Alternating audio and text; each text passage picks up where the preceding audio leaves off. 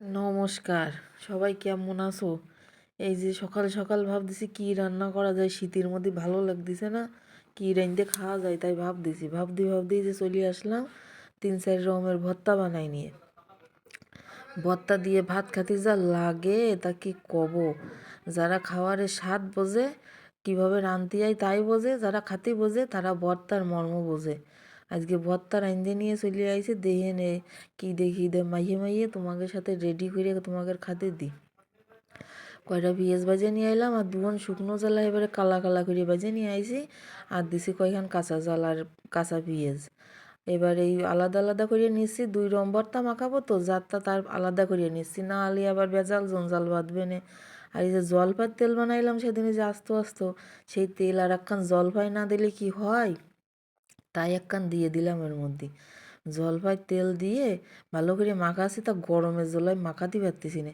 আর দিয়ে দিলাম করে ধনিয়া পাতা কুচি দিয়ে ভালো করে চটকাইয়ে সেই ভাজা পেঁয়াজ আর কাঁচা পেঁয়াজ দিয়ে ভালো করে চটকে মানে একেবারে মাখাই নিচ্ছি স্বাদ করে।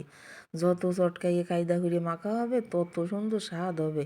আর ওই দিয়ে দিলাম সেই জলপাইটার মধ্যে চটকাইয়ে যা সুন্দর ঘ্রাণ বেরোচ্ছে না, ধনিয়া পাতা তারপরে জলপাইয়ের তেল, একেবারে মনটা ভরিয়ে উঠতেছে। আমার সলটা করছে, মামনি আমারে তো তুমি আজকে একটু ভর্তা বানাই দিয়ে নে দিনি, ভর্তা যদি হয় তা আমার আর কিছু লাগবে না। তা আমি বলছি নেও বাবা, ভর্তাই যখন খাতে চাইছো তো অন্য কিছু আর না রে, ভর্তাই বানাই দেবো। আর সকাল সকাল উঠিয়ে ভাবলাম তাহলে একটু ভর্তাই বানাই দেয়, আর ভর্তা খাতে আমারও সেইরকম ভালো লাগে। তাই এই যে ডিম ভর্তা, তারপরে কচু ভর্তা, কিন্তু ওটা হ্যাঁ, কচু ভর্তা কিডা কিডা তোমরা খাইছো আর কিডা না খাইছো আমার একটু কই এনে দিনি।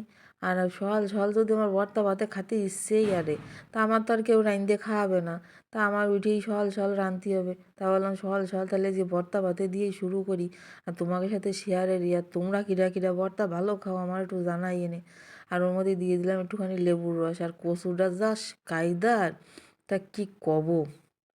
এই যে দেখো ডাল ভর্তা, ও ডাল ভর্তা মাখানোটা তোমাকে দেখানো হলো না, যা ভুল হয়ে গেল। তারপরে কচু ভর্তা, ডাল ভর্তা, মুসুরির ডাল ভর্তা আর 1 পিস লেবু দিয়ে দিলাম। ছেলের জন্যে আর আমার জন্যে, দুইজনের জন্য নিয়ে নিয়েছি। বাবু বললো যে তাহলে আমি খাওয়া শুরু করি, তো বললাম নাও খাও শুরু করো। তারপরে ও শুরু করে দিয়েছে, মাখাই ঠাকাই গালে দিচ্ছে, কেমন সে খাও। আমার বলছে কচু আমি খাই না, তা কচু ভর্তা যে এত স্বাদ তা কি কব, গালের মধ্যে মনে হচ্ছে বোমা ফাটে যাচ্ছে।